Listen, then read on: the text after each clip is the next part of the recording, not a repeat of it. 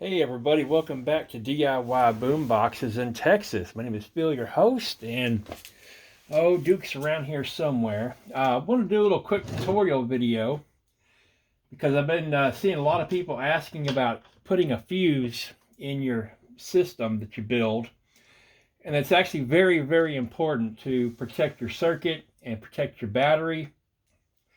So generally what I do is I'm going to show you guys how to make your own fuse holder for just a couple of pennies instead of having to go out and buy a pre-made fuse holder, which you can do. They work perfectly fine. There's nothing wrong with that, but I'm just trying to save you a couple of bucks.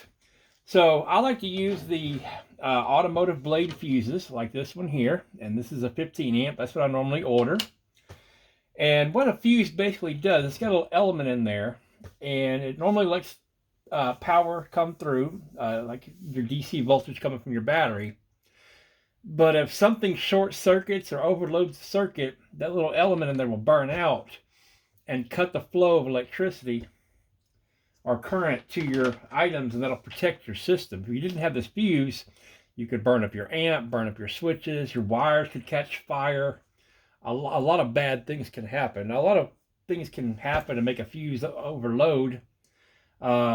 A wire could get crossed, or your battery might malfunction. You just never know. So it's nice to have that protection. I mean, a wire could come loose in your build and brush up against something and short circuit, and your fuse is going to protect your battery in that situation so it doesn't catch fire, especially on your lithium ion batteries. They could do that.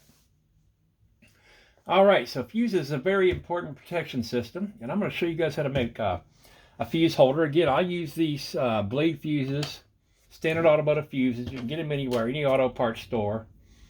I think you can. I don't know if you can get them at Walmart. I had trouble one time trying to find some fuses at Walmart. They were locked up behind a cage, but any auto parts store will have them. I order them online from Amazon. They're a lot less expensive.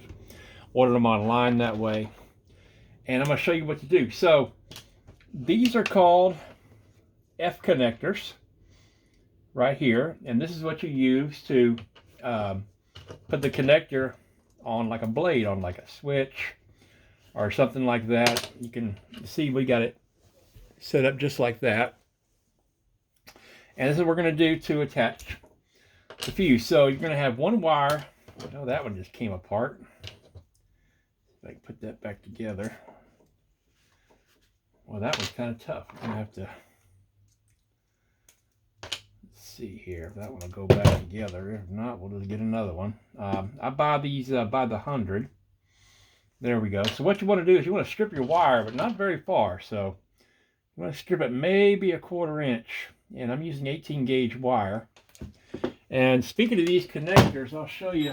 These come in different sizes. Now, if you had larger wire, then let's say 18. Let's say you're using 16 gauge or 14 gauge. You can run these blue ones right here. They have a larger diameter for larger wire. Now, when you do this, though, you are going to need a crimping tool. Now, you can buy one for $5 or $6 at an auto parts store. I have a rather more elaborate one, expensive one here that kind of ratchets down.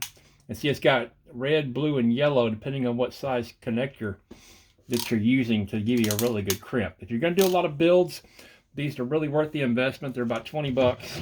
I've had this one for several years, and it still works just fine for crimping.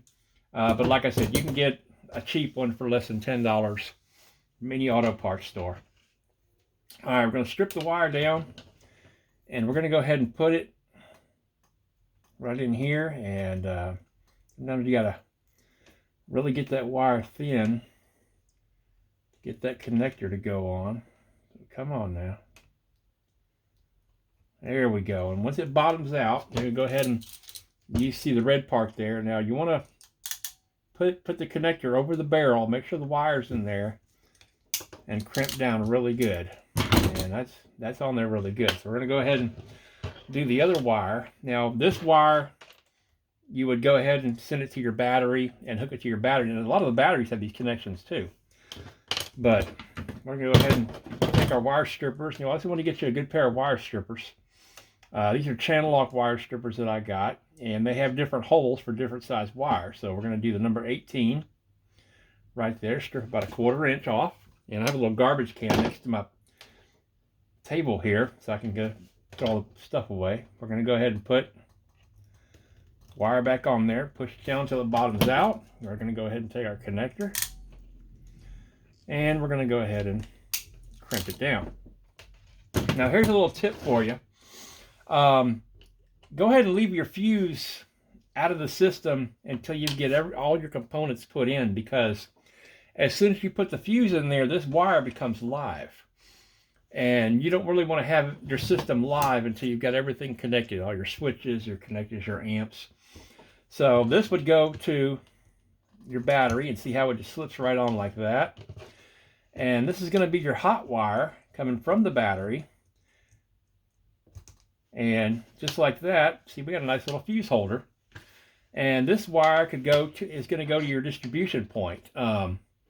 You might want to use a connector like this one here, where you have 3, so you can run 1 in and 2 out. So let's say you have 2 switches, and you're switching an amp, and you're also switching a USB port, where you can put that wire in here, and then have 1 wire going to your switch for your amp, 1 wire going to your switch for like your voltage meter or your USB port. Or if you're even running more stuff, you can even get a bigger connector like that, making that your distribution point. But the nice thing is, everything plugged into here that the battery is feeding is going to be protected by this fuse right here.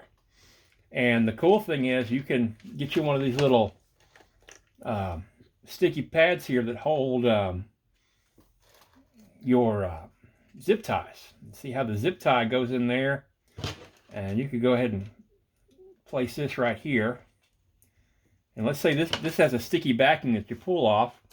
You stick that on the wall of your build, and you go ahead and put your wires in there, and you go ahead and cinch that up just like that, and go ahead and slide that down, tighten it up, and see, now your fuse is up on the wall, and it's real easy to get to, especially if you guys are like me and you build your own projects to sell. You want your customer to be able to get to that fuse really easy. You don't want to bury it way down inside the box there. So you want to have the fuse kind of up, easy, accessible. Now, you don't have to do it like this. You could also just go ahead and tie this to other wires and have this, sticking up. But you want to be able to have access to this fuse. So when this fuse does blow for any reason, you want to go ahead and change it out real easily. So that's basically it. Like I said, you can buy a pre-made fuse holder, but to make one of these, I get these connectors by the 100, and I use them in all my projects, especially going to your speakers and things like that. You can use it for speaker wire. And these things cost maybe 2-3 cents a piece. So for about 6 cents, you make yourself a fuse holder instead of having to spend $3 or $4 for a fuse holder. Duke's coming around here, but I don't think he's going to be on camera today. But anyway, everybody, thanks for watching. I hope this helps answer some questions about putting a fuse in your system and how to make your own fuse holders. Just a little tip I'd like to share with everybody. And looks like Duke might be trying to come over here. Come on, Duke. There's Mr. Duke. So anyway, let me see if I can get him on camera. Hello, Duke. Everybody loves Duke. It's your first time seeing my channel. This is Duke, my co-host. He's being silly tonight. It's getting kind of late, but I just want to get this video out. So thank you, everybody, for watching. Please subscribe to my channel. And if you have a question about anything, I'll do my best to make a video for you to answer that question. So just let me know. And Duke might help out as well. So thank y'all so much for watching. Please leave a comment below. That'll help raise my ratings on YouTube. And we'll see you next time. Say bye, Duke. Good night.